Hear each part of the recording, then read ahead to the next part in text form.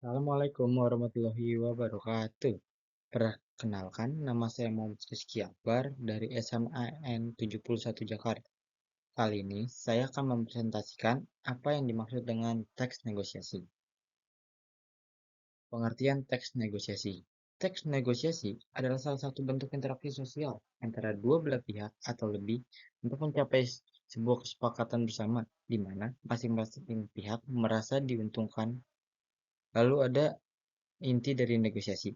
Inti negosiasi adalah sebuah komunikasi yang dipergunakan ketika ada perbedaan kebutuhan atau kepentingan yang mengakibatkan sebuah pertentangan. Pertentangan tersebut akan dilerai dan dipecahkan dengan sebuah perundingan atau negosiasi, di mana kedua belah pihak dapat merasa diuntungkan. Lalu yang ketiga ada permasalahan atau konflik. Sebuah permasalahan akan dengan mudah terselesaikan jika masing-masing pihak memberikan penawaran-penawaran yang menjadi solusi terbaik atau win solution dalam sebuah perundingan. Oleh karena itu, semakin pandai orang dalam berunding, maka orang itulah yang akan memenangkan perundingan tersebut. Lalu ada struktur dari teks negosiasi. Yang pertama ada struktur minimal atau yang simpelnya. Yang pertama ada judul, yang kedua ada pembukaan, dan ketiga ada penutup. Lalu ada struktur lengkap dari teks negosiasi. Yang pertama ada judulnya, yang kedua ada orientasi, yang ketiga ada permintaan, yang keempat ada pemenuhan, yang kelima ada penawaran, yang keenam ada persetujuan, yang ketujuh ada pembelian, dan terakhir ada penutup. Lalu ciri-ciri dari teks negosiasi. Yang pertama ada berupa dialog, tapi terkadang juga ada yang berbentuk sebuah proposal penawaran. Lalu yang kedua ada lawan yang bisa diajak dialog atau berbicara. Lalu ada berupa kegiatan komunikasi baik secara tertulis maupun lisan, munculnya proses negosiasi, adanya perbedaan antara dua belah pihak, dan terakhir karena tujuan akhir dari negosiasi untuk mendapatkan kesepakatan. Lalu ada tujuan dari teks negosiasi. Yang pertama ada untuk menyelesaikan sebuah permasalahan antara pihak yang berkepentingan. Yang kedua, untuk menyatukan berbagai pendapat yang berbeda dari masing-masing pihak. Yang ketiga ada untuk menemukan jalan tengah atau kondisi penyelesaian dari permasalahan yang sedang dihadapi. Yang keempat ada untuk menghindari kerugian dalam sebuah permasalahan atau konflik. Yang kelima atau terakhir untuk mencari kondisi yang saling menguntungkan. Lalu ada struktur teks negosiasi secara singkat. Yang pertama ada pembukaan, merupakan bagian awal dari sebuah negosiasi yang biasanya berisi kata salam, tahu sapa, dan juga pengenalan diri. Yang kedua ada isi. Pada bagian ini terbagi menjadi dua bagian, yaitu penyampaian materi dan tawar-menawar, dan penyelesaian masalah. Penyampaian materi merupakan bagian yang berisi pertanyaan atau pemberitahuan eh, mengenai objek atau permasalahan, sedangkan tawar-menawar dan penyelesaian masalah adalah bagian di mana kedua belah pihak saling bernegosiasi hingga akhirnya mendapat suatu keputusan. Yang terakhir penutup merupakan bagian akhir dari teks negosiasi. Lalu ada aturan komunikasi dan etika saat bernegosiasi. Yang pertama ada mendengar secara aktif, jangan pernah memotong pembicaraan, pahami kebutuhan lawan bicara sebelum Anda memberikan tawaran. Yang kedua, gunakan bahasa yang sopan atau santun. Hindari nada tinggi atau kata-kata yang memojokkan. Gunakan kalimat persuasif, bukan koersif atau paksaan.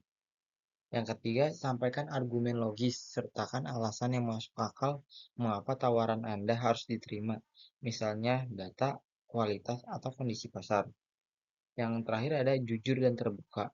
Jangan jangan memberikan informasi palsu demi keuntungan sesaat, karena ini akan merusak kepercayaan di masa depan. Lalu ada ciri-ciri bahasaan teks negosiasi. Yang pertama, menggunakan kalimat persuasif. Yang kedua, menggunakan kalimat deklaratif. Yang ketiga, menggunakan bahasa yang santun. Yang keempat, menggunakan pronomina. Yang kelima, menggunakan kalimat langsung. Yang keenam, menggunakan kalimat yang menyatakan kesepakatan atau atau penolakan. Yang terakhir, menggunakan kalimat perbandingan atau kontras.